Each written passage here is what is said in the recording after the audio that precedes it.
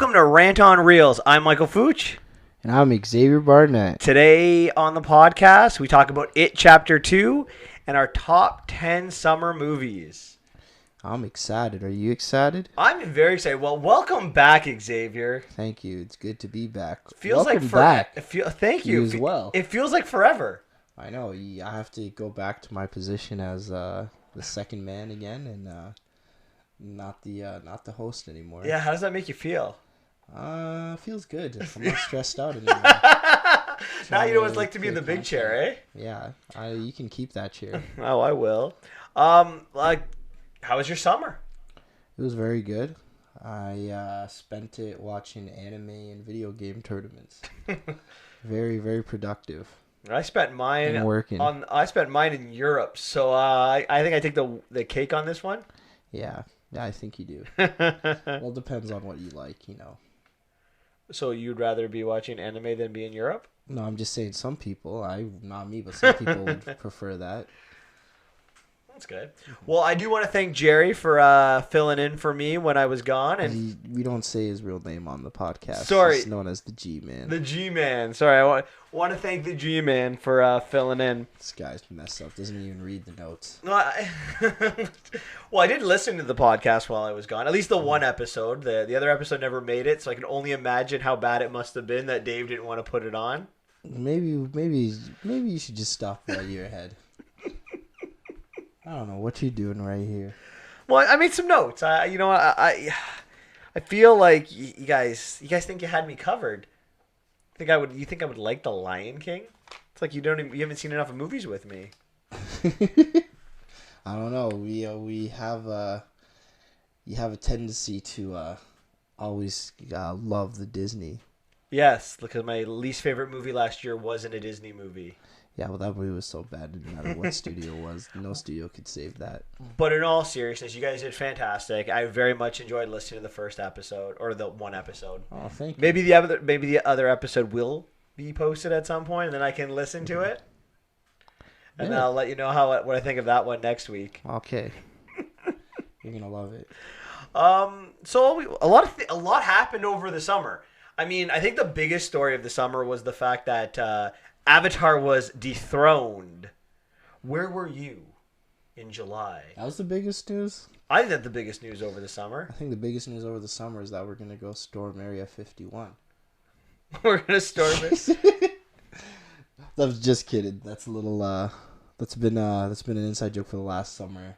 A bunch of people are going to fly out to Area 51 and storm it. But the bigger news, Endgame stormed Avatar and took it down. Yeah.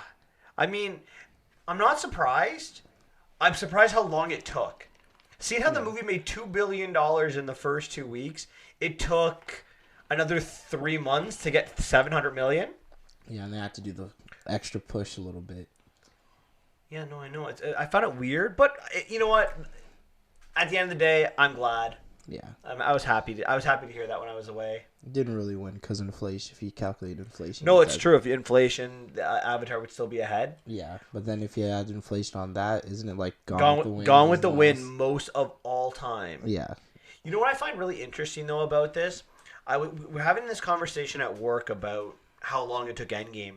How much do you think the fact that people, after they saw it once in theater, said, well, I'm just going to download it. I don't want to pay the $20 to go see it again in IMAX. Yeah. Whereas when Avatar came out, or Titanic before that, or Jurassic Park before that, or whatever else was number one, people would just go see it again and again and again in theaters. But people don't do that anymore. Yeah, but Endgame's kind of hard, though, because Disney's very, very, very tough on downloading Italy. HBO and Disney are probably the hardest things to pirate out of all the movies. You think? Out of all the, you can still do it. I feel like it's really easy to get it. I mean, I don't want to name names, but I know someone who had it the day before the movie came out. Yeah. No, there's still ways.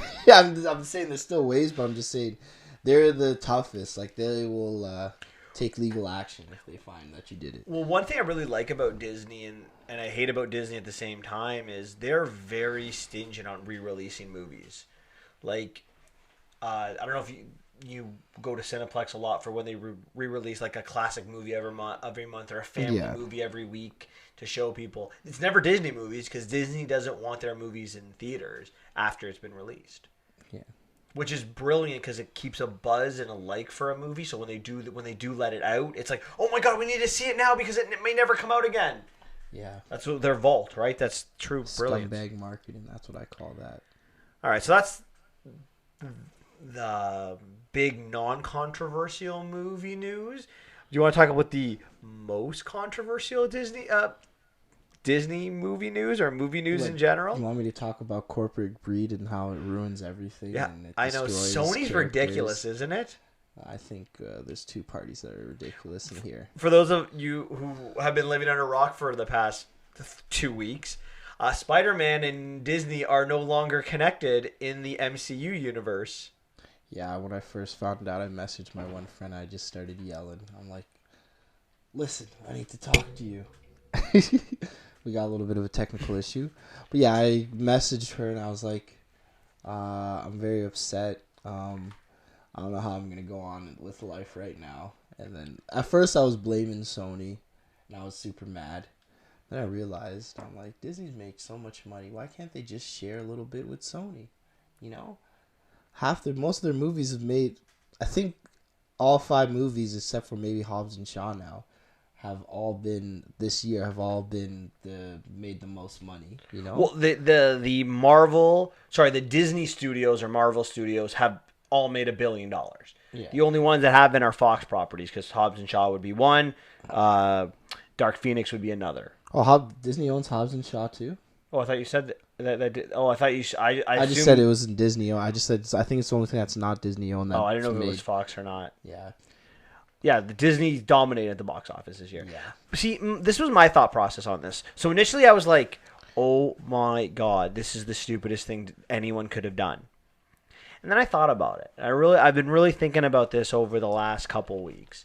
And I'm at the point now where I'm like, I trust Disney and I trust the MCU enough. And I have to believe that the Disney executives went to Kevin Feige and said, listen, we're gonna put this offer into Sony. We might lose Spider-Man. What do you think? And I'm sure he went to them and said, "Look, it would suck to lose him, but we have contingencies in case it happened." You really think they did that? I think they looked at it like this: wow, we're paying all this money for a property that we're not getting any return on. Well, they're getting return. They're getting 5 cents on the dollar. Yeah.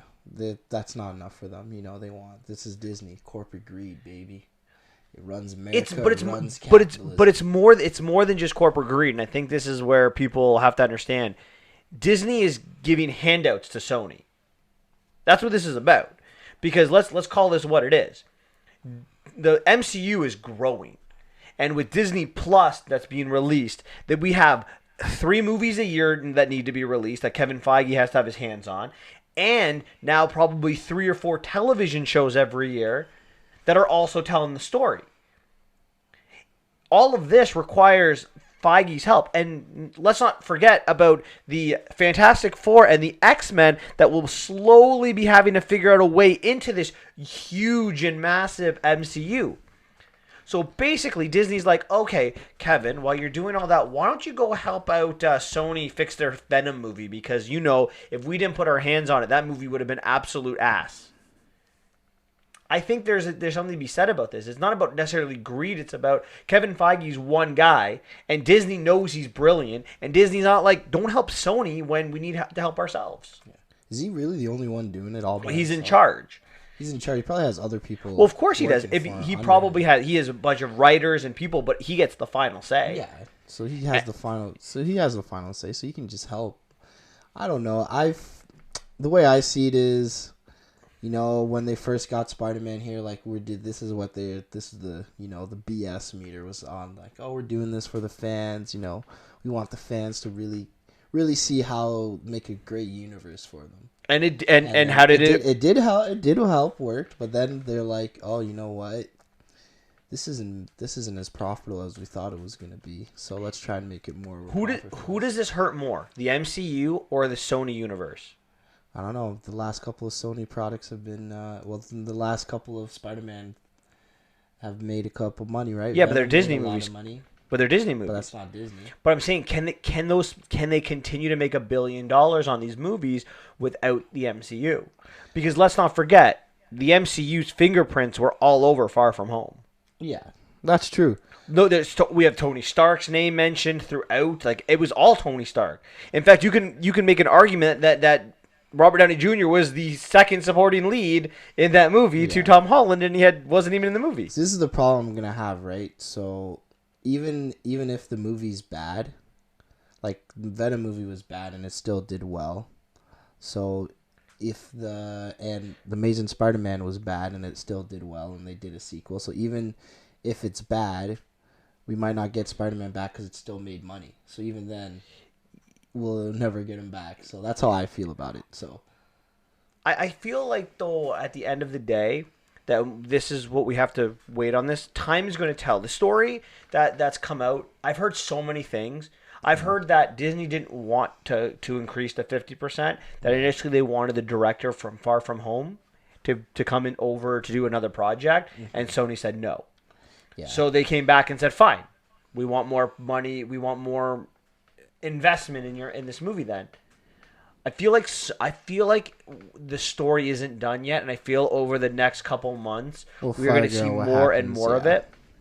One more thing before we move on from Spider-Man. Do you think that a solo Spider-Man movie will be released before this deal is put back together? Yeah, I think it will. So you think the next Spider-Man movie will be an MCU movie? No. That's what I'm asking. You think the deal will be put back together before a movie? No, it's not. My take is it is. All right, we'll go back to this. We have the opposite. Who is right? Who is wrong? Yes, we will. But you know what, though? I'm naive. I'm optimistic. The only thing that scares me about this from the MCU perspective, and I'm just glad Endgame's done, because now if they want to blow it, go ahead, blow it. Yeah. They just spent an entire movie building Spider-Man to be the next Tony Stark. Mm-hmm. What the bloody hell are they going to do now when they don't even get Spider-Man in another movie? They're going to write him off screen? I guess so. Did you guys hear? Peter Parker died. Yeah, he died. Someone found out his identity and shot him. That was so tragic. Or maybe the next Avenger movie starts with Peter Parker's funeral. The next Avenger movie starts. The guy bombs Peter Parker's apartment. And that's how they move on to the next one. Well, maybe we'll see. All right. Any other news? We can talk about the new TV shows for D23. Yeah, there's a lot. Disney released a lot. We talked about movies like Lady and the Tramp. Yeah. We've got TV movies for Star Wars, TV movies for the MCU. Are you going to get Disney Plus? Yeah, I'm getting Disney Plus 100%. You know what's funny? I was talking to your girlfriend when we were watching Hustlers, and I'm like, hey, are you going to get Disney Plus? And she didn't know what it was. So shame on you for not telling your girlfriend about Disney Plus. What? Well, I guess. What is? I just assumed she knew what it was. Well, whatever. How could you not? How could you do that to that poor girl? How? It's sickening. He's a Disney fan. He doesn't even promote it to his loved ones. Well, I don't know. I didn't actually know what to say about this. I'm just kidding. Oh boy. Yeah, I'm definitely getting Disney Plus. I'm canceling my Netflix subscription, and I'm going to Disney, baby. Me too. November 23rd, is that when it released? Yeah, we get it a week after the States. We're one of the second countries. You know. Well, I would hope so. We're like the Americans' closest allies. Yeah. Whoa. Let's not get super political here, Donald Trump. Oh, boy. All right, shall we get started? Yeah, let's go. All right. So, we're first going to talk about It Chapter 2. Yeah. What's your opening thoughts? Oh, I beat you to it. Oh, you beat me to it. No, before we get to our opening thoughts. Oh, we got to say the spoiler crap. Yeah, okay, listen. The spoilers for It Chapter 2, It Chapter 1, probably the TV movies, which I never watched, but I think you saw them. I did. And also every freaking movie that came out this summer. Oh, every movie that came out this summer. And probably Endgame, because we like to compare a lot of crap to Disney movies, so. Also, be sure to like and subscribe. I mean, better late than never. Yeah, like and subscribe. I know we've been gone for a while, but doesn't mean you don't stop liking, you don't stop subscribing, okay? We're back now. We're back until We're back. We're in your houses. We're in your ear. You can hear us. Just like all of the all of your favorite fall shows. We are back, and we're here, whether you like us or not, till June, and then we'll see if that's so true. The fall shows are back. Yeah, they start next week. Is back or 2 weeks from now. Oh my god, I can't. And you're stuck with us until they decide whether they want to renew us or not in June. Yeah. All right, now it's not looking good, guys. Now seriously on Id 2. All right, what are your opening thoughts on Id 2? I asked you first, so you have to say. We'll sure. Start with you. We're changing it up, baby. Okay. Well, I'll be honest. I had very high expectations going into this movie. Wow. And first mistake. Really? See, I love the first movie. I've seen the show, or the miniseries that came out all those years ago, and I got to be honest, it lived up to the first movie. It lived up to my expectations. I really think that this movie, what really stood out to me in this movie was the casting. I have no idea how they casted those adults to those kids so perfectly.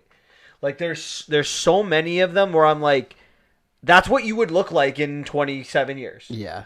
I think Eddie looked oh my god, I was just going to say, in my opening thoughts, Eddie, I thought Richie was really good. Yeah, Richie was good. James McAvoy's portrayal of Bill with the stutter as the movie went on, fantastic. Even Ben, like, he lost all that weight, but the facial features are almost identical to it, that. And then Jessica Chastain is Bev. Yeah. Like, Mike is the Old Spice guy?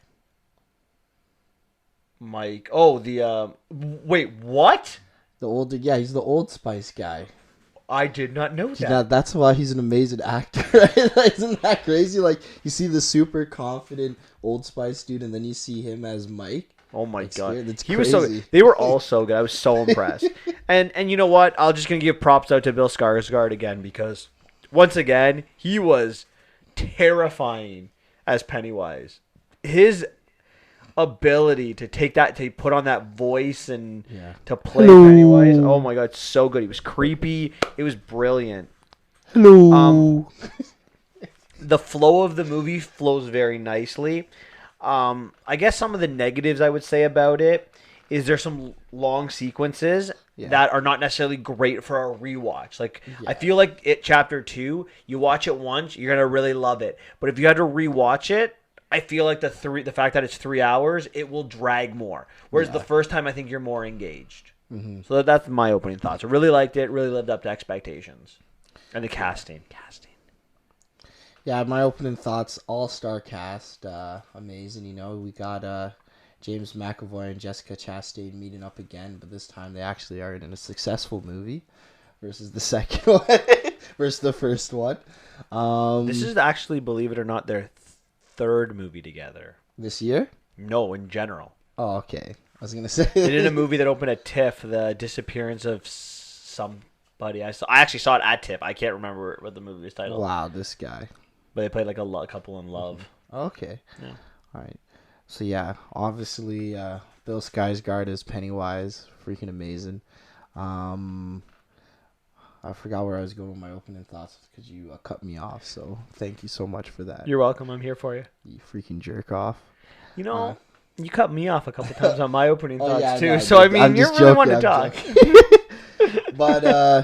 But yeah, also just to comment on like the length, I'm not gonna lie, I saw it a little bit later, so I was kind of tired, so I wanted to go to bed while I watched it, but that was on me. But like, I can see where you're saying with the second part, but they had such a large amount of main characters, right, and they each had to have their own story filled. So, I hated how long it was, but it was necessary, because if it wasn't, we would be asking ourselves why they didn't fill in on this character and this character. Every character had their own closing thoughts, right? So. Yeah, and I think it's one of the really big strengths of this movie, where when you watch it the first time, you're gonna be like, okay, I know what each of the each of the 7 characters are going through, and I think there's 6 because I think, spoiler alert, one dies before it happens, but we get to know what each character is thinking. I think that's so vital to really telling a good story.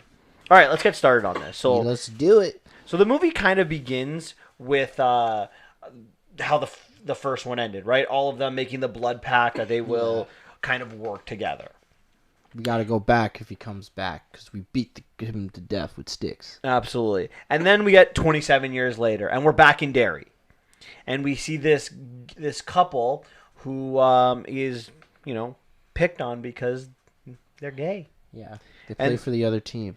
And there ain't nothing wrong with there's that. a bunch of these bullies that come around and beat the hell out of them. And the one guy's like, I'm not taking it, and gives them lip, and he ends up getting thrown off the bridge. Yeah.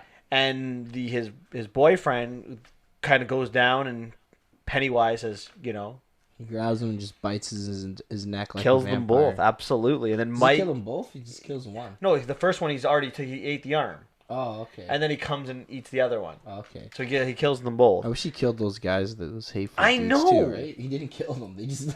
What happened to those guys? That's my one complaint in the movies. Those guys didn't get their comeuppance. Well, yeah, I was going to say, what are your thoughts on that? I just find it disgusting how people are, like... Yeah. And I mean, I guess, we have to also remember this book was written in the 80s, and in the 80s there was an AIDS scare, and, like, gay people weren't treated like they are today, and it's quite annoying that that's how people are in the States today, or in a lot of places in the world. I shouldn't say the States, like all over. It happened in some places in Canada too. Not very acceptable, and it's kind of messed up. And I guess like that's really the true horror to me in the movie. The scariest thing is that those humans. Yeah. It was a metaphor. Yeah, the metaphor of how stupid people are. We're all Pennywise. Stop hating people. Yeah, for dumb reasons. So anyway, Mike hears on the radio what happens, and he comes down and he sees the blood on the wall. That like I'm back. Yeah, then the bunch of balloons. No one else saw that. That's kind of weird. Well, must be an illusion. But that's the thing, right? We get that in the first movie that in Derry, when people go missing, people stop caring, right? It's like they don't care because it has this like hold on the town. Yeah, that's why all these people can go missing. So Mike has to call all the losers, and that kind of leads us to our second sequence in this movie, that we meet all of the losers, and he calls each one, and each one is living how they're living. Yeah. So Bill is a writer who's married to the star actress. He's the one kind of running joke for him is he writes bad endings. Yeah. You know what that's it's about Stephen King, right? Yeah, it's like a relation to that. Yeah, I thought so. Ben has lost weight, and he's now an architect. Yeah. Eddie is married to a controlling woman that's kind of reminiscent of his mother. He is still a hypochondriac. Yeah, and he's a risk assessor. Richie is now a comedian who doesn't write his own jokes, and as soon as he hears the phone call, he throws up because he starts to remember. Stanley is married, and he's about to go on vacation, and he's about to go on vacation. He kills himself. Yeah. That's how scary he is of it. And then Bev is, or Beverly, she's married and abusive, just like her father. Mm-hmm. Which character do you think was the best cast of all 7 of those? Like best cast, older? Yeah, the older version. Like which character? Like were you like? I said Eddie. I'm gonna go with Bev. I'm gonna go with Jessica Chastain. Okay. Just because I feel like she hit like that outsider kind ofness because she's the last one really to join, right? And awkward, and I think she fits in really nicely. And Jessica Chastain has and she looks a lot like her too. Yeah. Do you know Amy Adams turned down that role? Really? No, I'm just joking. There's a running joke on BoJack Horseman that Jessica Chastain turns down, gets the roles that Amy Adams turns down. Oh yeah. And then Bryce Dallas Howard gets the roles that Jessica Chastain turns down. So that's sorry, my bad. A little bit of a running joke, but no, it's good. It's funny. Were you surprised that it was Stanley who committed suicide? No, I did. It's funny because I never watched the thing, and I knew someone would die because I forget. Someone told me oh yeah, somebody gets killed, and I was deducing which one it would be. And I'm like, it looks like it'd be Stanley. I kept thinking it was Stanley. So after watching the first one, I would have argued that Eddie was the weakest. Really? Yeah. I always thought it was Stanley. See, that would be my second choice. Mm-hmm. Ironic how it ends, it's right? It's funny because I thought Eddie was second and Stanley first, and then we all know what happens. It's true. So all of them, they go back to Derry and they have this dinner at, I'm gonna call it the Mandarin. Yeah, Chinese restaurant. And it's like in the first one. Yeah. And at the dinner, their memories start to come back. Yeah. Do you like this kind of story arc where the memories have disappeared? Yeah, I kind of see where it's coming, like, because, like, if when you leave the town, I guess the magic code just clouds all the bad stuff that happened. Because, like, if something really traumatizing happened to you as a child, a lot of people tend to psychologically push it to the back of their mind and forget about it. See, I don't dislike Like Wolverine. I don't dislike it, but I mean, to me, there's a lot of holes in it, right? Because they don't remember living in Derry, right? I thought they remember they're from Derry, but They don't remember each other. yeah. But do they remember other people in Derry? Like, what do you mean? Well, for example, Bev's, she leaves Derry, but her dad stayed there. Would she forget her dad? Maybe. I don't know. They never explain that. So this is the thing, like, to me, like, I always found I found very interesting, and granted, like, this is not really me criticizing the movie, it's just more, like, thinking about it. Like, I'm just trying to figure out how it worked. Like, what was Stephen King thinking when he erased their memories? So I think it creates some extra confusion to people who, like myself, who overthink things. Yeah, that's a classic line. You're overthinking. I'm totally overthinking it, but I'm just like, oh, they forgot this, but how? What about, like, if your parents stayed there? Like, you would. Because what his face forgot his brother. So yeah, his brother was killed. Yeah, but like, how do you forget that? Traumatized, baby. It's magic powers. But like, if his parents went with him, would his parents have forgotten they had a brother? I guess. But what about all, like, the records, like your record, like birth certificates, things like that? When they, I don't know. I know I'm overthinking this. I was just curious to know what your thoughts were. I don't dislike it. I didn't even think that much into it, to be honest. So see, but you're not like me. I'm be the first to admit it. I overthink things. Like, yeah, eh, clearly, clearly. You're crazy. So, as dinner's coming to a close, they're all asking Mike, like, "Why'd you bring us here?" And he reminds them of a certain clown. Yeah, the talking clown and a blood oath. And as he says this, all of their memories of it return, and they're not happy with Mike. Why did you bring us here? There's panic everywhere. Yeah. And How they're many like, times everyone threatens to leave and then they come back. Yeah, they're like, we're all gonna leave. And then as they're gonna leave, they all get their fortune cookies, and it's just one word, and it's pretty much like one person's gone. And they realize, wait, wasn't there another member of our losers club? Yeah, where's Stanley? And was that the reaction you were expecting from these losers, that they would just panic and want to all leave? Yeah, that's traumatizing. It's the worst experience of their life. I was for everyone except for Bill. I was very surprised by Bill's reaction to this. I thought if there was one character, how Mike portrayed it, like, Mike was very much like, we need to stop it. Yeah. But, like, to me, that was Bill's role in the first movie. Like, Bill was affected more by Pennywise than anyone else because of Georgie. Mm-hmm. So I feel like if anyone was going to, like, stick up with Mike, it would have been Bill, and he really wasn't. Well, he wasn't until, like, he had to talk and he showed him, and then he... Yeah, but that's after. I'm talking about this point in the movie. Yeah. I was very surprised. At this point, I wasn't surprised. I figured, I'm like, this is the worst experience. Do you want to go back to this? You're living a nice life out in Hollywood. Yeah. And now you find out you have to fight a clown in some godforsaken town. Can I tell you something that really bothered me with the whole Bill story arc? What? Where did his wife go? His wife was in back. Everybody's family. Yeah, but they're in the middle of filming a movie. Like, is like, why are you going to Derry in the middle of filming a movie? Like, I feel like the wife would have come with. No, you're just me. No, I didn't think so. I figured all the wives stayed back, right? Everyone left their significant other, and the single one stayed single too. Okay. He cheated on his wife. Who? Bill. Bill cheated on his wife? Yeah, he kissed Beverly. In the movie, they kiss. Oh, yeah, that's true, they do. He cheated on his wife. He's a bad character. Well, that's true. I didn't think of it like that. Pennywise should have killed him. So after finding out about Stanley, all the losers decide to leave. But Mike convinces Bill to come with him. And at Mike's place, which is above the library, Mike gives him a drink. Yeah, I think this is the worst scene. I think this is the worst scene in the movie. Yeah, it's probably boring. How does this drug work? Well, it's roofies. I don't know how. Why do I've they never see been it? roofied before. Yeah, but why do they see it? Literally, when he takes his drink, whatever it is, he literally sees how it comes to the planet Earth. He's an alien from outer space. He lands in Derry hundreds, if not thousands, of years ago, Millions of years ago. And- Millions, billions of years. and yeah, how does that work? I don't know, man. It's a drug. But what drug would you take that would get you to see the past? Shrooms? Okay, but are they really Are they real? No, that's a hallucination. That's my point. So how? So maybe he's hallucinating it. We don't know. We do know because we saw the end of the movie. What happened? What? I'm confused right now. Well, what he sees is where he goes at the end of the movie. Like that. Oh, yeah. Oh, that's true.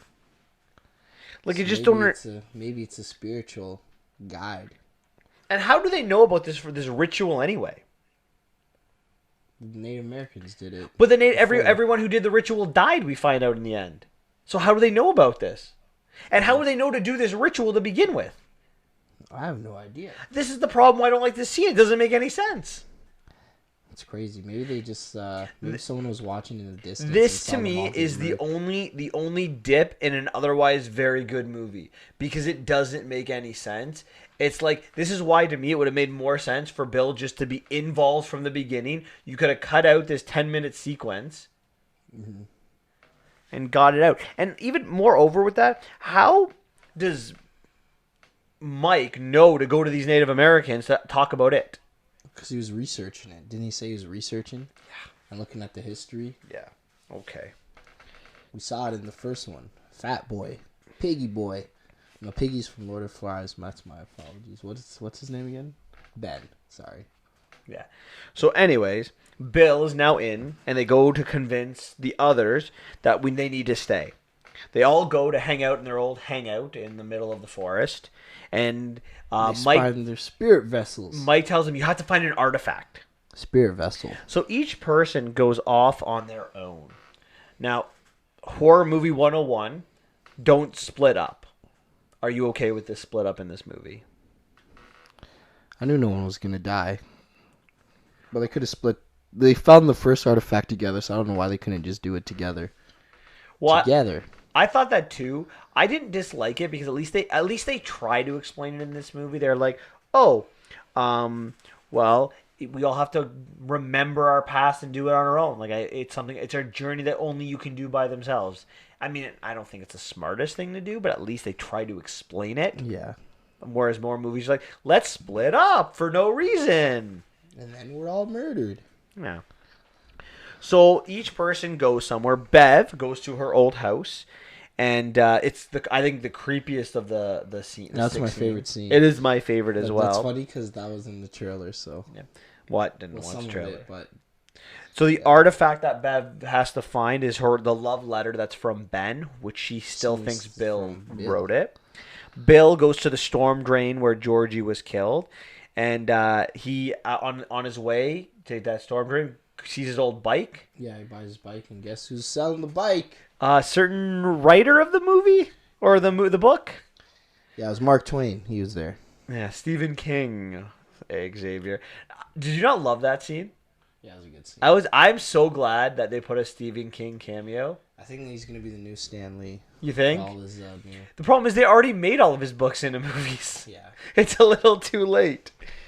His artifact is the paper boat that they made at the beginning of the first movie.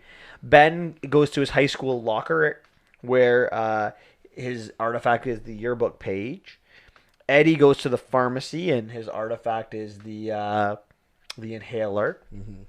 Richie goes to the arcade and his artifact is one of those game coins. Yeah. Mike is a rock from their rock fight in the first movie with the bullies. And Stanley was the cap from the clubhouse. Mm-hmm. So did you like this part of the movie? This is one of those things that don't really have a lot of rewatchability. Yeah. Certain scenes I liked. I enjoyed the Bev scene.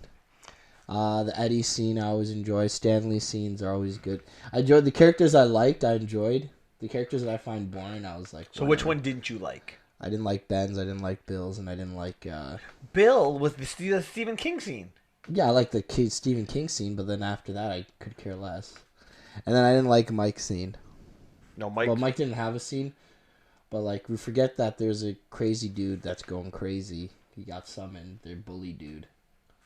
Oh, I'm going to talk about that in a bit. Yeah. Buddy with the mullet. So, I liked it. He has a mullet. I liked it. I thought it was a lot creepy. The Eddie scene is creepy in the pharmacy with the big and diseased guy. That's his scare, biggest right? fear. Dizzy. And his mom needs to be protected from him, from the leopard, I guess, leprosy. Leper. I like the Bev scene a lot. I like the Bill scene. I will say this, though. My question that comes with it is, where do these artifacts come from? Like, Bev's makes sense, right? She has to go and, like, it's hidden in the vent where she would have left it. Yeah. Eddie's makes sense because it's just an inhaler. That was left behind. Yeah. But Bill, Ben, and Richie, like, why would there be a yearbook page still in a locker?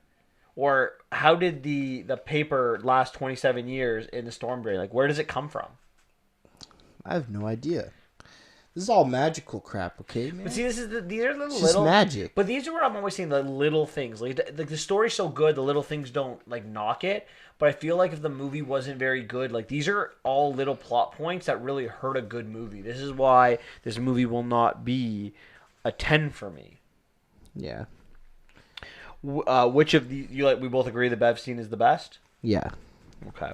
So, as Xavier kind of alluded to, there's one other character that's still around 27 years later, and it's Henry Bowers. Henry is the bully from the first movie who, like, cut Ben and killed his dad. Well, he doesn't die in the first movie when he falls from the through the well. Yeah. He actually gets arrested and thrown into a mental asylum. Insane asylum. For killing his dad. So he it helps him escape. Mm-hmm. Did you like that? How that happened? Well, he got a knife and he started stabbing people. Yeah, like that. Like, but he was like, as soon as he saw the balloon, he's like, "Yes, you're here." Yeah, because his life was mean, and that guy was a psychopath. He was already psycho, man. At age 14, you're cutting kids. Yeah, he's definitely made sense for what he did. I agree. I very much agree. Were you surprised that he was brought back? No. Because I saw it in the TV movie. So I expected it. Touche. Do you think it was worth bringing him back? Yeah. Well, actually, no, he wasn't really, because he got killed super easily. Yeah, I feel like... But he did have the best joke, though, so I think it was worth it. Here's the thing, though. Like, people who complain this movie's too long, this is what you cut. Yeah. But his scenes, I feel like the movie should have been longer, and they should have been more Henry Bowers, because I think there could have been more there that they really don't develop. They spend so much time with the kids that Henry doesn't get, I think, a fair shake in this movie. Yeah, he just goes, "I want to kill them." Yeah, but like I would have liked to know more about him. He stabs Eddie in the cheek. Yes. And Eddie has, like I said, he has the best line in the movie. It's like, cut your freaking mullet. It's 29. He had that for like 18 years or something like that. Yeah, that was a really good scene. Like, so Henry meets with the losers by attacking Eddie when he's alone, and he stabs him right in the cheek with a knife. And Eddie's response is like, What did you just do?" And then Eddie stabs him, and then he starts walking away, and then he says that line and then walks away. I think Eddie and like the banter between Eddie and Richie are really good. They have the best one-liners. Oh, yeah. Well, it doesn't surprise you that Richie is, because he's a comedian. Yeah. But the best part is, like, when Richie admits to not writing his own jokes. And he's like, "I knew he didn't write his own jokes." Yeah. There's some really good comedic relief in this movie. Yeah, I think comedic Bill relief. Bill Hader was a really good choice. Yeah. So, Eddie is killed by Mike. Sorry, not Eddie. Henry Bowers is killed by Mike. Or Mike? Richie. Sorry, Richie. Richie kills him. Henry. When Mike, he was going to kill Mike. Yeah. Okay. So he's killed, and then it's time to go after Pennywise. Yeah. So the 6 of them, they go to the ship. When the ship is the old clown room Yeah. or coach from the first movie where they have their encounter with Pennywise, and they go inside it and they try to do this ritual. Did you understand what was going on with the ritual at all? I don't know. I just saw the lights flash, and this is when I was like started checking out because I was like, "Yo, is this movie done yet?" I'm getting tired. I really didn't understand it, and again, I feel like they could have cleaned some things up, and this is one thing I would have liked to see cleaned up just a little bit. It wasn't bad by no means, but like I feel like because we learned about the ritual from this like dream, and it's like how does it work? And then we find out 5 minutes later in the movie that all of the Native Americans died doing the ritual. So why would Mike do the ritual if all of the natives died doing it the He first wants time? to sacrifice everybody. He's like, we gotta sacrifice ourselves. He's a real hero.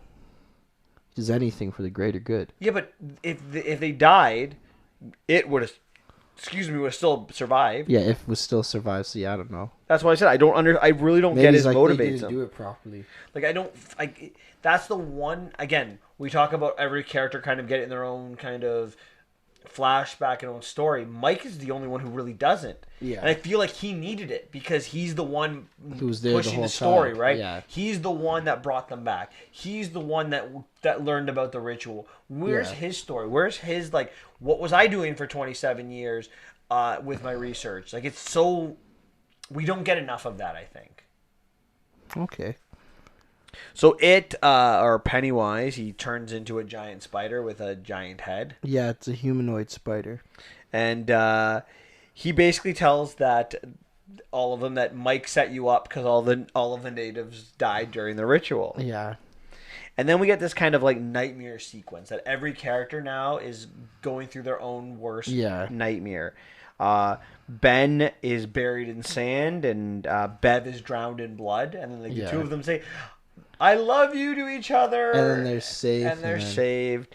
Bill sees Georgie and kind of admits that it wasn't his fault for the first time, which kind of helps him.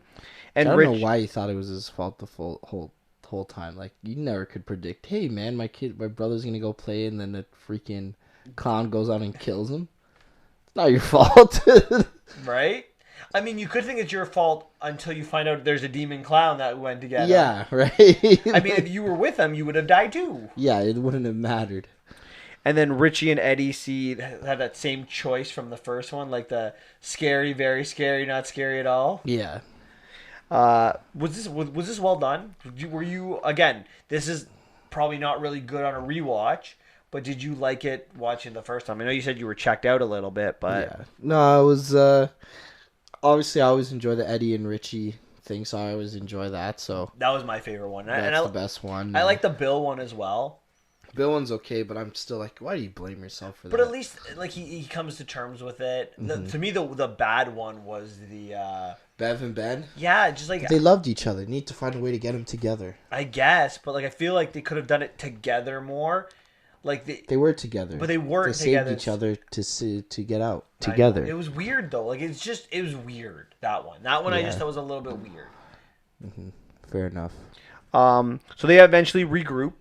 And Richie saves Eddie Eddie saves Richie from being killed and then gets impaled by it. Yeah, and he's dead as hell. Yeah, he dies. And then they realize that they can kill it by insulting him. By insulting him. Yeah, I don't know how that works, but it's better than what happens in the book. Do you want to explain what happens in the book? In the book, a giant sea turtle teleports and then they fight for eternity and something like that. Isn't it like a giant turtle? Don't they? Eddie poisons them with his inhaler first. The inhaler is poison, and it takes it.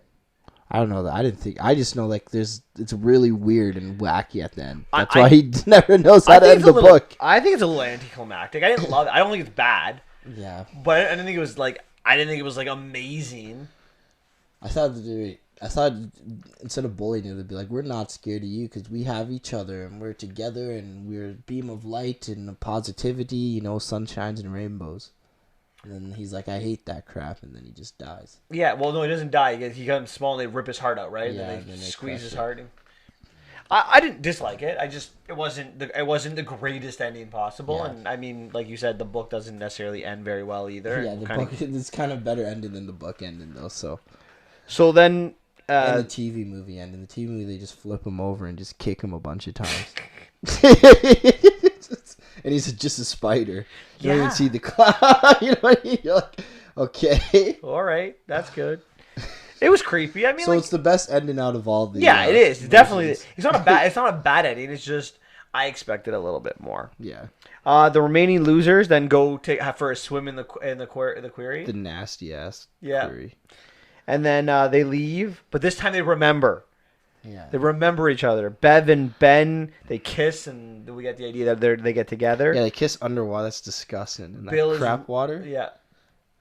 They're probably gonna die from like. Bill is writing again. Mike, he leaves Derry for the first time. Yeah. And then they all receive a letter from Stanley saying that I killed myself, so you guys... To bring you guys together. Now, this is better than in the book, because in the book, they don't remember each other, right? Like, they go back to not remembering. Like, whatever it did... They don't remember what. Yeah, because in the book, it still technically lives in the universe, like he's still alive, so he didn't really die.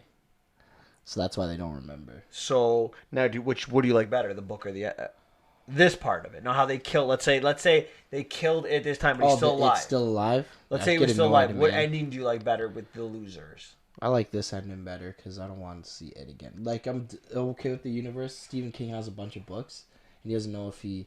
And in Blinding Book, he has a lot of hints as to where it still being alive and stuff like that. I think there's one in the Dark Tower and everything like that. So he likes to have a little universe and everything like that. So we'll see how you might make a book with it again, and then we get a third movie. Yeah, maybe.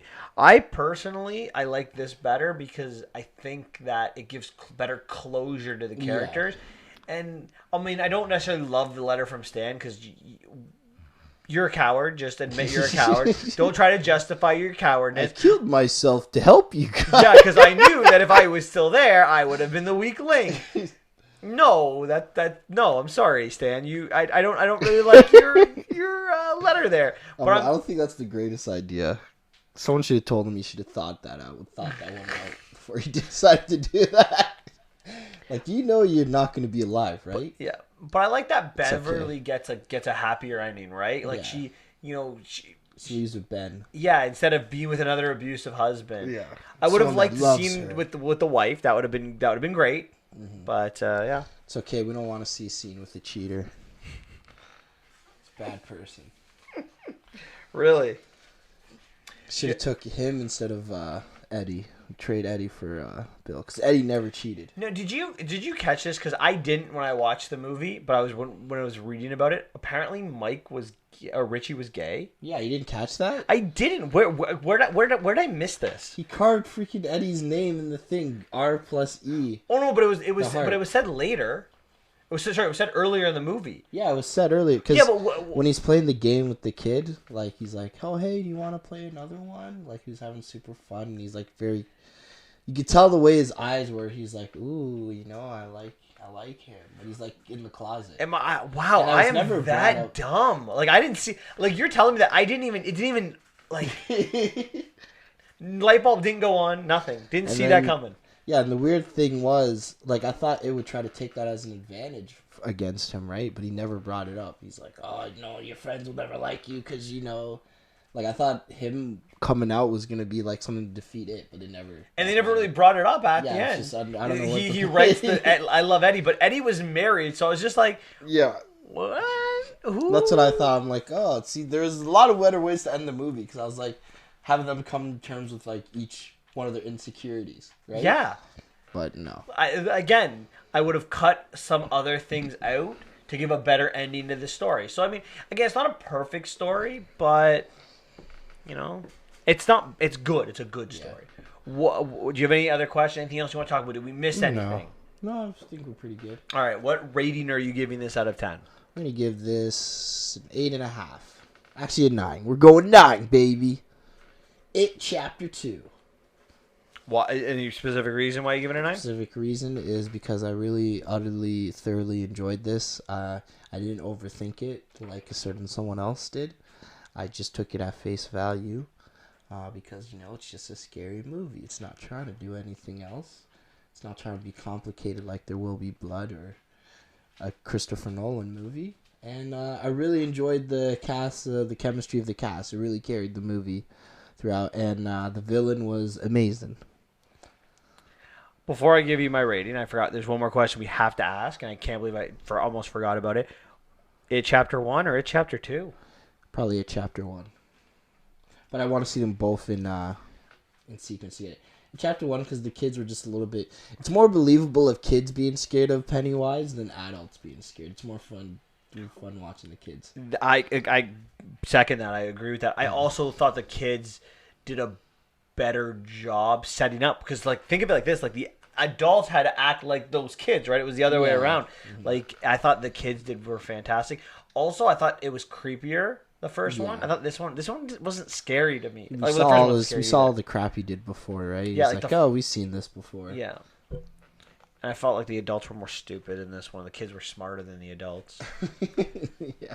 My rating is I'm probably gonna go lower than you think. I'm gonna go with 7.5 on it. Whoa. I liked this movie, so this is to me a good rating, not a great rating. The first one I gave an 8.5. This one I give a 7.5. And I just think there's a couple holes and a couple rewatchabilities to me is important, and I don't think this movie has it. So on the first watch, maybe it would be an 8, but then if you rewatch it a month later, a year later, I don't think it holds up as well. I feel like there's some questions with the ritual that aren't really answered. I really don't love the ending, specifically with the losers. Things that I talked about in the podcast. So 7.5 is what I'm giving this movie out of 10. Okay. All right. So let's move on to our top 10 list. Well, my top 10 list. What are you doing here? Top 5. Top 5. So we've been gone for 2 months, and some people like movies and others don't as much. I saw 16 movies this summer. Xavier, you saw 6? I think 6, yeah. Sorry, 5, because you're doing a top 5 list? No, I'm doing top 5, but I saw 6. You saw 6. Okay, so I saw 16. So because we feel like we shortchanged you guys on our thoughts this summer on movies, we decided we'll do our top 10 movies that we did not podcast on.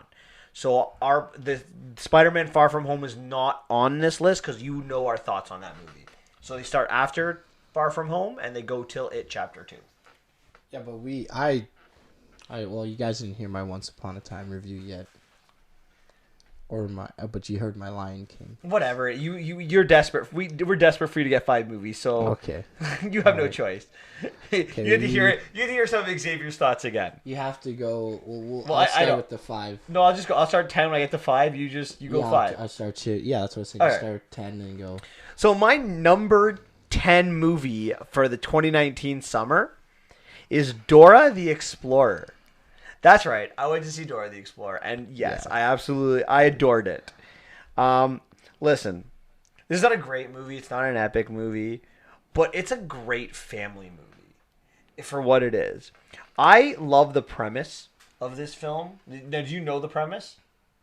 Yeah, it's she goes to a new school. Yeah, she goes to high school. Yeah. So she's lived her entire life in South America, in the jungle, and now she has to go to high school, a different kind of jungle. And I just love the character. Concrete jungle.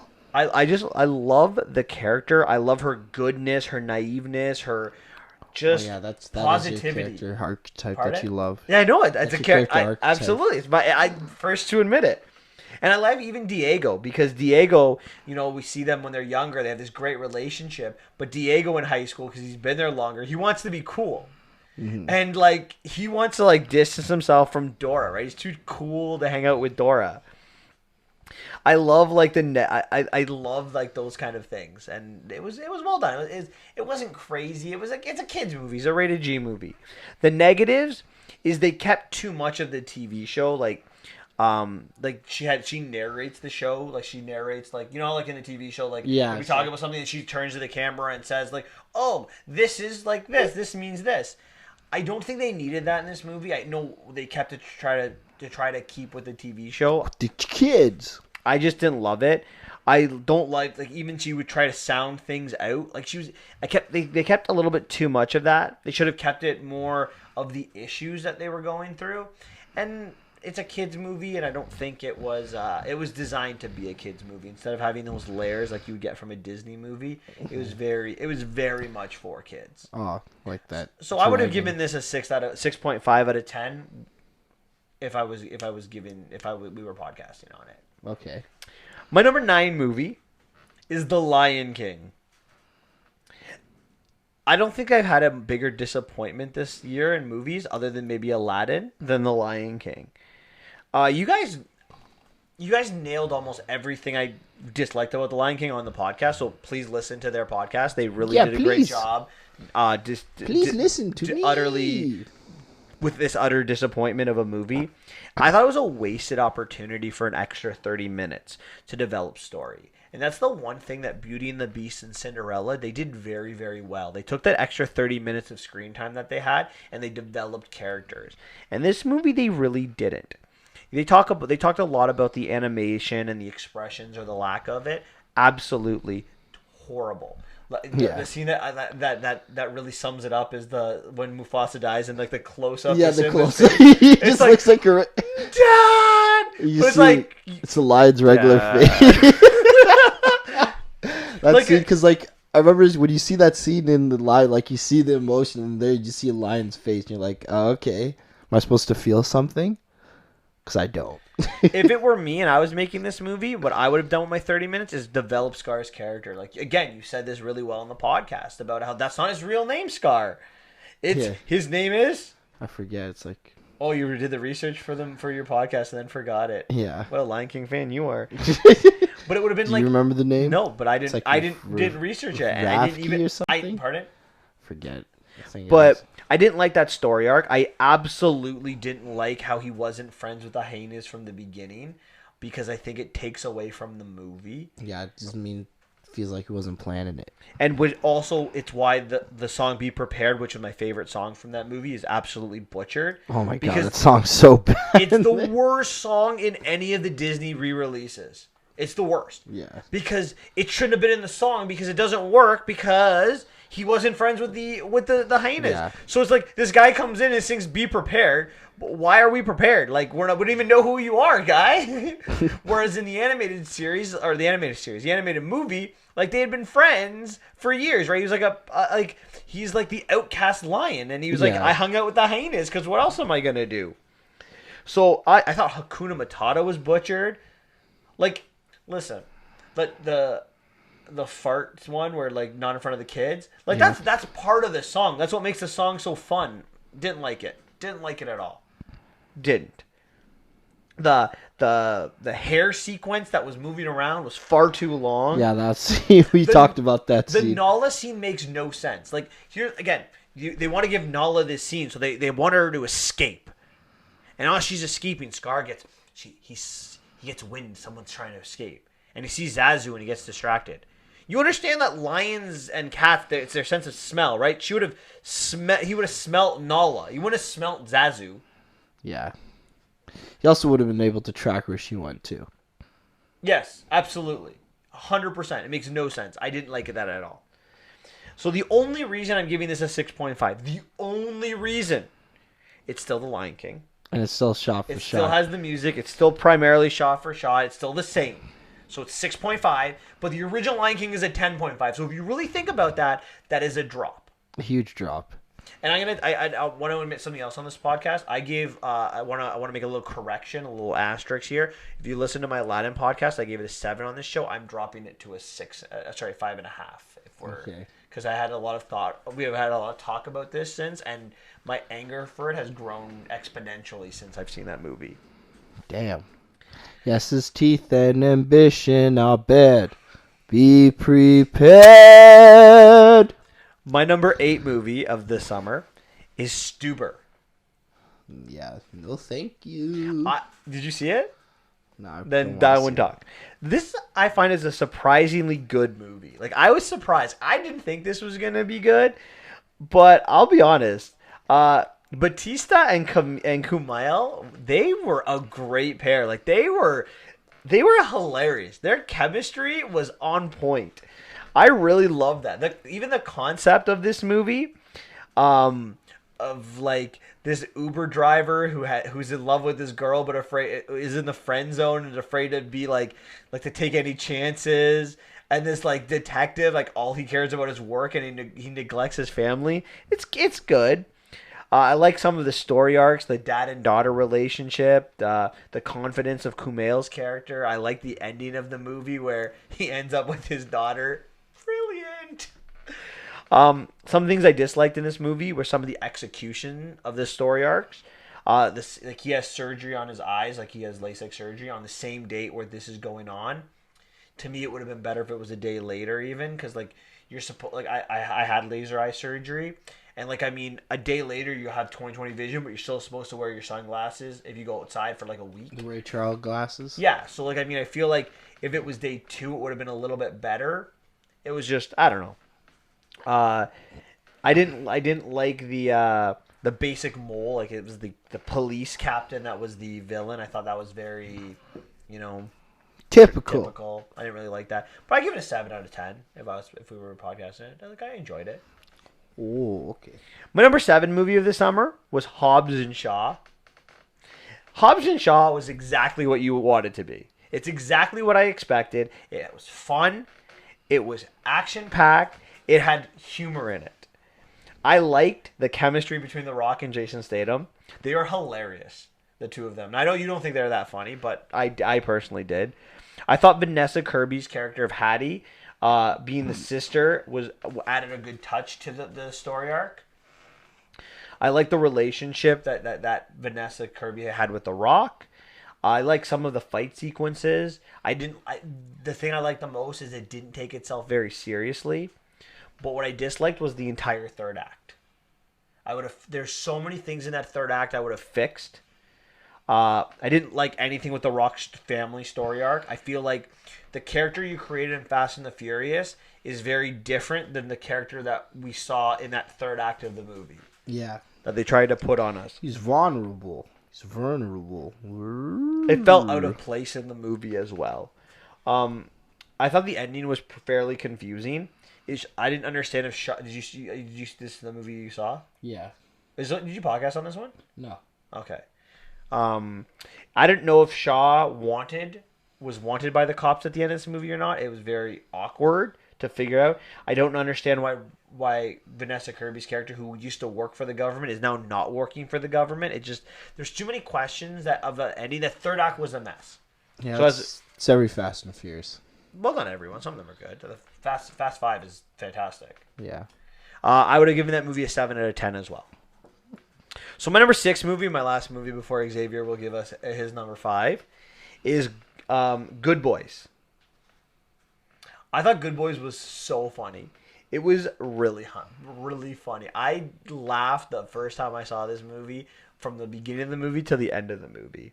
I love the kids talk. It was realistic. They knew nothing. That a nymphomaniac is someone who has sex on sea and on land. That was great. Those kids were great. I thought they were fantastic. Some of the sequences were amazing.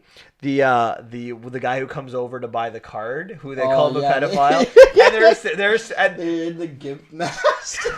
They're all holding. They're like using like the double-sided dildo. Yeah. Do I look like a pedophile? I've never seen anyone who looks more like a pedophile. God, I'm not a pedophile. Yeah, then they see him later in the show. The thing goes flying. The sex doll. Oh my god. They start throwing up. The police officer sequence is also great. Like, the police officer comes into the store. He just wants to go home. He worked a triple shift, and the kid's like, "We're skip school." He's like, "Oh, yeah, fine. I'm giving you a warning because you're really sad about it." And then he's like, "We've got." No, sorry. It's he tries to steal the beer. Yeah. And he's like, "Come on, I just want to go home." And they finally admits that they have drugs. Yeah. And like, these are they're vitamins. Like, no, they're drugs. And then he's like, "I'm not." He calls his wife and he's like, "I don't want kids anymore." Yeah. But the best scene in that movie, I think, is the fraternity scene. Oh yeah, when they're shooting everybody, and he's like, So I really liked it. I thought it was really funny. What I disliked is the rewatchability because I did see it a second time. It wasn't as funny, which I think that if I didn't see it a second time, it would have been higher on my list. Some of the plot, I didn't. The main problem I had with the plot was they, they accept drugs in this movie, like with the girls. So like the big thing with them is like they want to take this Molly For Chris Brown concert. yeah, and they drive home from the with on Molly. Like I think it sends the wrong message. I don't like They're degenerates. I don't like the kid using the drone either. I just don't think that would have made sense how they went about it. Like I know it's just a movie, but I feel like the character that they wrote, I feel like I don't feel like it was very well done with that drone sequence. I just think I would have changed it a little bit.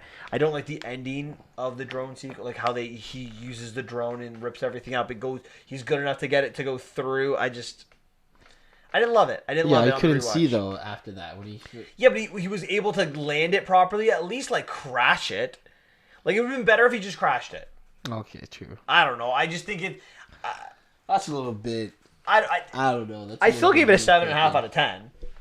Like I feel it was good. I just it's something I didn't like about it. And if we deep dived into it, I think I could really go into it. Anyway, so that's my.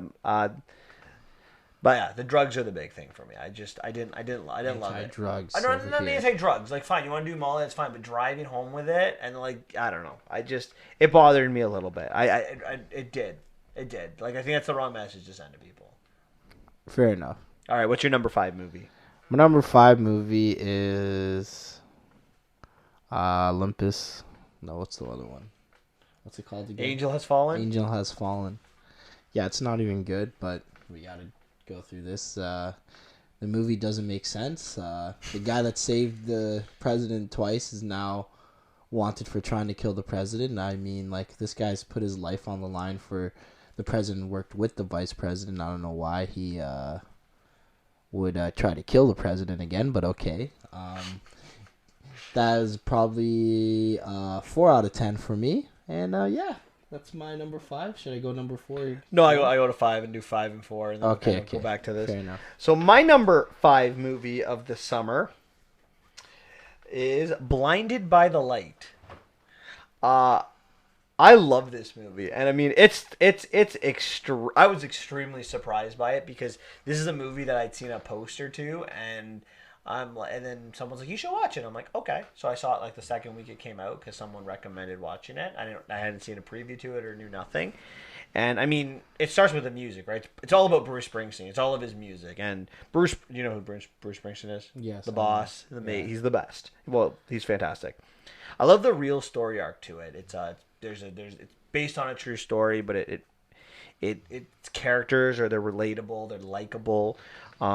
Even the dad. So it's like the concept of this story. It's like a Pakistani family moves to England in the 80s, and like it's more your traditional Pakistani family, and the dad's more like the patriarch, but he loses his job because of the recession and Margaret Thatcher's like policies, and everyone kind of works together, and he's starts listening to this Bruce Springsteen music. He wants to be a writer, but in that kind of culture, you're supposed to be like a doctor or a lawyer or an engineer. And even like you see the emotion of that dad, right? Even though he kind of is this more backwards kind of person, you see the emotion of him not working and what it does to him and how he can't find a job and how he's always looking for a job. You see like the difference of the culture of these parents. So I thought it was really good. I love the themes that you see in it. You know, there's the anti-immigration that's going on in England because of their Pakistani, right? And they're not really wanted. And I love like one of the poems that our main character writes is like talking about like how this organization, like I don't recall, they're like a KKK organization in England at the time, and how like they're disgusting. And like there's a neighbor next door that you think that doesn't like these Pakistanis that live there, but like when he gets this he sees a copy of this poem, he knocks on their door and says, you know what, like I fought on the beaches of World War II, and now I see that I fought those Nazis, and now I see them on the corner, and it's like this really impassioned speech. It's so well done. There's a lot of politics in it, a lot of race in it, family traditions, the romance in it. I really liked a lot of it. That sounds like a pretty good movie. I might give it a watch. Good. It was so good. Kind of movie. What I disliked about the movie, it left things not finished. There's a lot of story arcs that weren't kind of closed up, and you left with a lot of questions. And I didn't really like how specifically the girlfriend ended things with the parents, because it didn't really make any sense. But overall, I'd still give it an 8 out of 10. Like, I really liked it. My number 4 movie is Once Upon a Time in Hollywood. Now, hot take for those of you who, well, I guess that you haven't listened to his podcast yet. I think this is Quentin Tarantino's best film. Another hot take, I'm going to say this is Leonardo DiCaprio's best acting performance ever in a movie. What I liked about this movie, I liked the plot. I felt that the whole point of this movie that was supposed to be about DiCaprio's character, or like everyone thought it was supposed to be about DiCaprio's character, but the truth is that's not what Tarantino was going for. It was the DiCaprio story was a side plot. And I think Tarantino was using it as smoke and mirrors. I felt like what he wanted to do, I felt like the whole movie is called Once Upon a Time in Hollywood. And Sharon Tate is a real life actor. You know the story of Sharon Tate, or did you only learn it after the fact? I knew about it. So she was killed 9 months pregnant by the Manson gang. Yeah, I knew about the Manson thing. So, I remember she was like, I feel like when he came up with the script of this movie, he's like, I want to give Sharon Tate a happy ending. I think that's where everything kind of stemmed from. Like, I want to give Sharon Tate a happy ending, and then kind of wrote a movie around that kind of concept. Like, the idea was, if she doesn't die, how would this happen? And then you create like DiCaprio and Pitt's character, and it kind of all works from there. So he uses those fictitious characters to tell the story. And I think Robbie doesn't set... the reason why she doesn't get a lot of scenes or a lot of dialogue is because I think Tarantino wants to keep it real. And if you give her a lot of dialogue, now you're adding things to the story that could be fake. But if you really keep her dialogue to a minimum, if you just keep her dancing, you keep her happy, you keep her naive, you get her, you make her relatable to the audience. And at the same time as she's being relatable, you keep her realistic to how she would have been as a real person. You keep her innocent, so to speak. Because what is innocence, right? She dances most of the movie. When you think of dances, who dance? Kids dance. Kids are innocent. You know what else dances? Strippers. Yeah, but we're talking about, like, that's how you dance. Strippers dance very provocatively. She didn't dance provocatively. Like, how she was dancing, right? Back in the 60s, that was provocative dancing. Did you watch? She was just dancing just like this. Yeah, like, the twist was considered sexual back in the day. In the 50s, not in the 70s. Jeez. So defensive. And because the twist would have been like the well, she wasn't doing the twist. She was whatever she was doing. Yeah, she was doing sexual. No, she was doing like old. She was doing like it would have been completely acceptable at the time. The way she was moving her hips and her booty. The hips were from the Elvis Day era. Anyways, I kept the one thing I really liked what Tarantino did in this movie. Like, I think Tarantino's biggest problem a lot of times with movies is the senseless violence, and he really kept that to a minimum, and he kept it to the end of the movie, which I thought was really good. That had some of the worst senseless violence I've seen in a movie. It was only the last sequence. Yeah, well, but he normally keeps it through the entire movie. And Inglourious Basterds has way more senseless violence than this movie. Yeah, it does, but I'm just saying that the violence is probably the worst violence I've ever seen in his movies. Anyways, my second thing I really liked about this movie is DiCaprio, who absolutely blew me away. And I love DiCaprio. I am not a critic of DiCaprio. I love DiCaprio. That sequence where he's on TV is brilliant. The first part where he screws up, he's asking for the line, but he's actually doing a really good job, but to have no confidence. He goes back to the trailer. It's just, I'm going to beep and shoot you if you get it wrong. Like, you can see how much he's truly an actor, right? He's a perfectionist. And then he comes back out and they tell him it's the best I've ever seen anyone act. And like, you could see like how emotional it makes him. And that scene with that girl, like that scene where he's describing that novel That's the best scene I've ever seen DiCaprio act. The best, and he's done so many great scenes. I thought Pitt was very good. I thought the historic Hollywood was very good. The Steve McQueen overlap from oh my god, the Great Escape. That the one where he's overlapping over it. That's I don't know why Tarantino thought to do that, but that was brilliant. And how he had to act scene for scene. Again, this is why DiCaprio is such a good actor. Or what classic actors had to go through, like even just the story arc with DiCaprio's character of how like you were this great actor, now you have to be like just this guest star. Dude. Yeah. What I didn't really like about the movie, I felt the movie the ending was a little bit rushed. I thought the plot needed to be fixed a little bit. I didn't really love the Bruce Lee story arc, and I think there's parts that were missing. There's Bruce Lee story arc? Yeah, he beats up Bruce Lee. It's not really a story arc. That just seemed like one scene. That scene. I didn't like that scene. But I'd still give it an 8.5 out of 10. I really liked it. All right, what's your number 4 movie? Number 4 movie is Once Upon a Time in Hollywood. It's all right. Serviceable. I'm not as head over heels for it as Fooch is. It's a nice little love letter to Hollywood. I don't think it's all about Sharon Tate. I think it's just more Tarantino's love for Hollywood and him showing all different aspects of what people in Hollywood went through, right, around that time frame. And with a little bit of violence at the end to save Sharon Tate's life. DiCaprio's great in it. Brad Pitt's great in it. Margot Robbie's whatever in it. I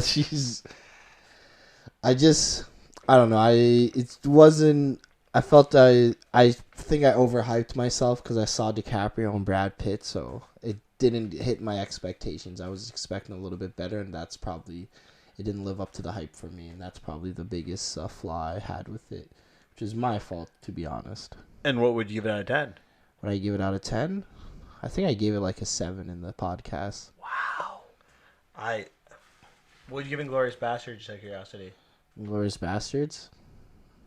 Inglourious Basterds is not even my favorite Tarantino movie. Okay, I'm just curious to know what you give that one. I don't know, probably like 7 too, 7.5. Oh, you know, yeah, okay, fair enough. All right, what's your number 3 movie? My number 3 movie is oh crap, I screwed up my list. Okay, we're gonna switch it around. So number 3 is Once Upon a Time in Hollywood. My number 4. Wow, you can't get your list right. Maybe you should write it down. I didn't make the list. I forgot to make it. It's Crawl. Go ahead. Yeah, Crawl's probably. Yeah, that was a terrible movie. Actually, yeah, very, very. Why? You got words to use here? Yeah, it's as everyone knows, this was the worst movie I've seen. A lot of people enjoyed it and thought it was better than it actually was. I could not wait for it to end. I can't watch those movies where people keep constantly making the dumbest decisions and just getting eaten. Like, they should know that there's a bunch of freaking alligators, but I guess no one knows. And they're a lot more bigger than they appear. And then I'm supposed to believe a lady with a bit foot can outswim an alligator to a boat. No dice. No, thank you. This movie gets a 4.5 out of 10. Okay. My number 3 movie is Ready or Not. You didn't see this movie, did you? No, I didn't. Oh my god, this movie was so good. What I liked about this movie is the concept. So the concept is the family, I guess the patriarch of the family, like 100 years earlier, made a deal to have success, and as a result, every time someone marries into the family, they have to play a game, and they get a card, and the card they get, that's the game they play. If you get the hide and seek card, that means you need to kill the person that pulled that card in a game of hide and seek to the death.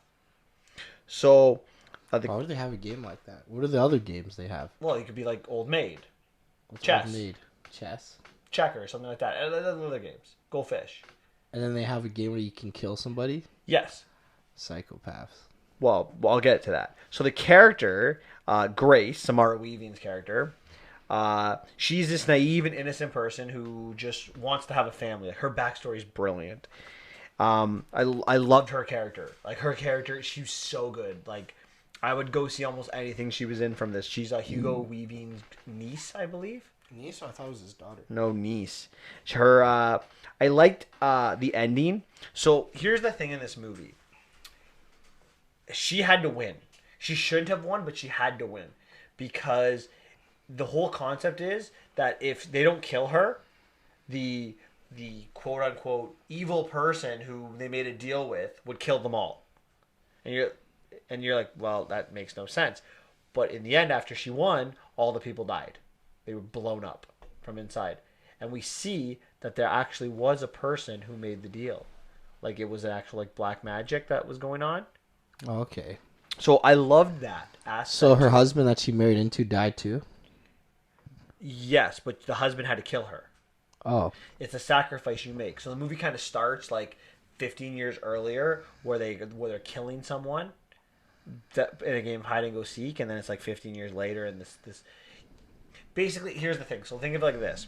If let's say you were part of the family and like you left the family and you wanted to marry someone, if you don't marry them in the house and they don't play the game, the wife will die, your wife will die.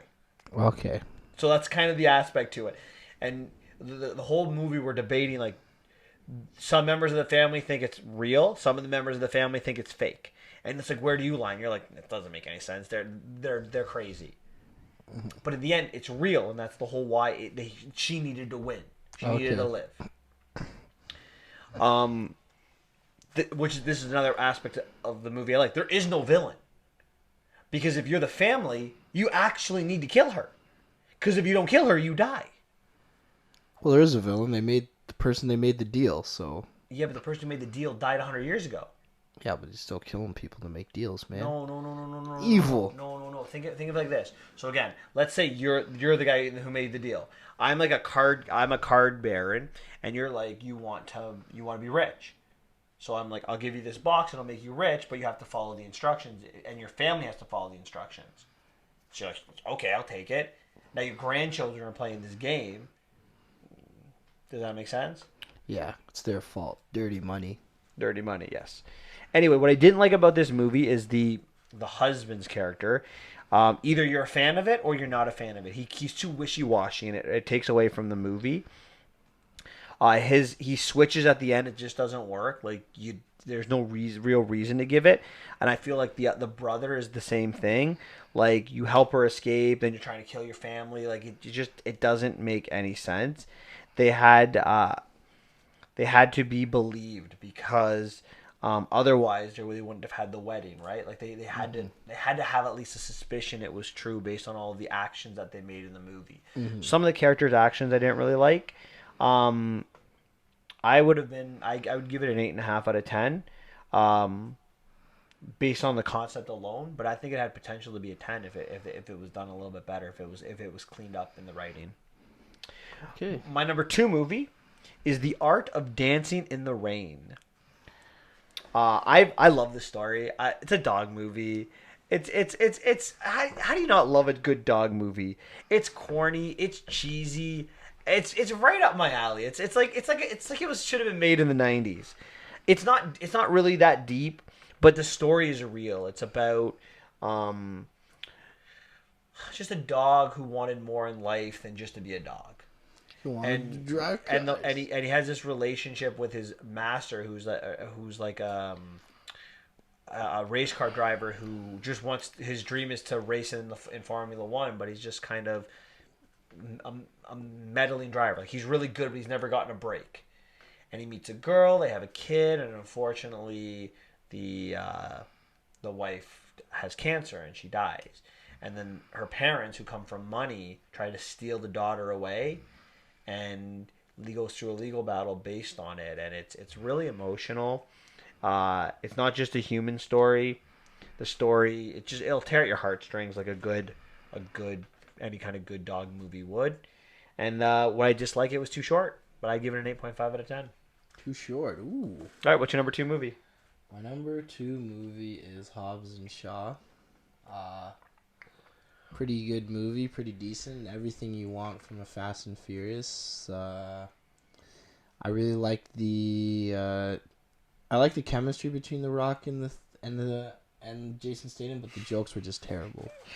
But they have good What chemistry. did you have against the jokes? They're super corny, and you love corny, so I do. I'll be the first to admit. I'm like, I can own that. I love corny. Corny's good. yeah, it was a great movie. You know, Idris Elba was good. Some of the action sequences were good. I like the chase with the car. The Idris Elba had a really cool bicycle. That was pretty awesome. But then what I disliked is the lame, corny. Do you know who I am? You'll know soon enough. Blah blah blah. Like, it better be a character that we've seen before. Because if it's not, who cares? Oh, the ending. The ending was bad. I'm the first to tell you. Yeah. The third act was not good. Right, but we could have definitely written a better third act. Yeah, I'd give this 8 out of 10. And my number one movie is Good Boys. One of the funniest movies ever I've seen. It reminds me of Superbad all over again. You know, except for they're younger this time. One kid just wants to go there and date a girl, and he's had many girlfriends because they all kind of break up at the end, right? And he goes to the typicals like, this is the love of my life, and blah blah, and then he dates another girl, and then he dates another one, and then just keeps crying. And there's always that one kid that are friends with that always had a different girlfriend in middle school every week, right? So I just thought the accuracy in that, and just the way they interacted with each other. So I'm giving Good Boys 8.5 out of 10.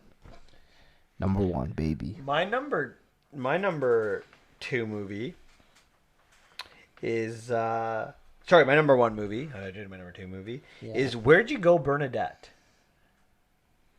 Oh, is that one? Wow, it's actually that good. I'm gonna be honest. This is to me the surprise movie of the summer because The Art of Dancing in the Rain. I read the book. I knew what it was about. It would have been if it wasn't for Ready or Not. That would have been it. But sorry, it wasn't for this. It would have been Ready or Not. But I think it was a great family story, and I'll start with my with Kate Blanchett, who it was just a truly magnificent performance by her. She had to balance playing someone who's kind of going insane with sanity, like having that little bit of a mix, right? Because she wasn't crazy, but she wasn't sane either, and she had to play that kind of in the middle. I love that mother-daughter relationship in it. That the girl who played the daughter, Emma Nelson, I think she's gonna have a great career. She was adorable in that movie, and she acted very well in it. I love the real life messages that we get from this movie. Needing to, sometimes she's kind of Bernadette's depressed, like that. That's why she does what she does, or that's why she's kind of on this borderline. She shut herself out from the world. Sometimes people need a little bit of a push, and that's kind of what this story's about, or getting a push to help you through a difficult time in your life. I like the idea of being misunderstood, right? Because everyone thinks she's crazy or she's like clinical, but she's not. And the only person that kind of gets her is her daughter. And her husband a little bit, but even her husband loses faith a little bit. Wow. And sometimes the movie's a little bit about needing someone to talk to. She talks to, instead of talking to her family, she talks to a company that gets her everything. Like she sends emails to someone, and all of that person arranges all of her stuff, and it gets shipped to her. And it's like a company in India, but we find out it's not really a company in India. It's part of the Russian mob, which is what leads to all the problems in the movie. It's so good. I liked the ending a lot as well, and how it kind of summed everything up, and the importance of some of the scenery, and it was supposed to be Antarctica, but it was shot in Greenland. It was beautiful. The thing I kind of disliked about it was the reason for her shutting herself out. Thought it could have been a better reason. What, was depressed? Yeah, why she got into her depression. I thought it could have been a little bit better. Oh, okay. But I give it a 9 out of 10. I really liked it. And that's my top 10. And that's my top 5, baby. So I'll tell you quickly, my other 6 movies. My number 11 would have been Angry Birds 2, which I would have given a 6.5. It was a fun movie. Yeah. My 12th movie would have been Scary Stories to Tell in the Dark. It wasn't scary. 6 out of 10. Then 47 Meters Down, a 5 out of 10. It was it was bad. It made no sense. Sound like it sucks. Then The Kitchen, 5 out of 10. Then Crawl, 4 out of 10. And my worst movie of the summer, my 16th movie, Angel Has Fallen. 3 out of 10. Yeah, that's the worst one by far. But don't get me wrong, Olympus Has Fallen, I loved. And I really Olympus liked and London Has London. Fallen too. I loved Olympus. Like Olympus, I would probably give it close to a 10 out of 10 because Olympus Has Fallen is like Die Hard. Like that's if you're gonna like I'm making that comparison. Like Die Hard's obviously better, but Olympus Has Fallen's kind of like Die Hard, and London Has Fallen's like Die Hard 3. It's good, but it's not great. Or maybe Die Hard 4, Live Free and Die Hard. It's good, but it's not great. Olympus Has Fallen's like Angel Has Fallen. sorry, Angel Has Fallen's like I don't even know how to describe it because it's just bad. Yeah. It's like if John McClane was like dead. Yeah. I don't know. John McClane killed his kid. Yeah, like that's And they pretty thought much he did it. Yeah. That's pretty much what they Yeah. did. That's what they John did. McClane blew up an entire country. That's what happened here. Yeah. All right. That's it for us this week. Yes. Anything else? No. All right. See you later. So next week we've got Hustlers. Next week, nothing. And we have we're back now. It's official. We're back for good. We've been picked up for season 2. Okay. All right. So good. Good job, guys. We're picked up. Next week, we're back. We're back. We have Hustlers, and we have a special treat for you, which you'll find out next week. Special treat. Have a great day. Have a great week, guys. Yes, please. Have a great week, y'all.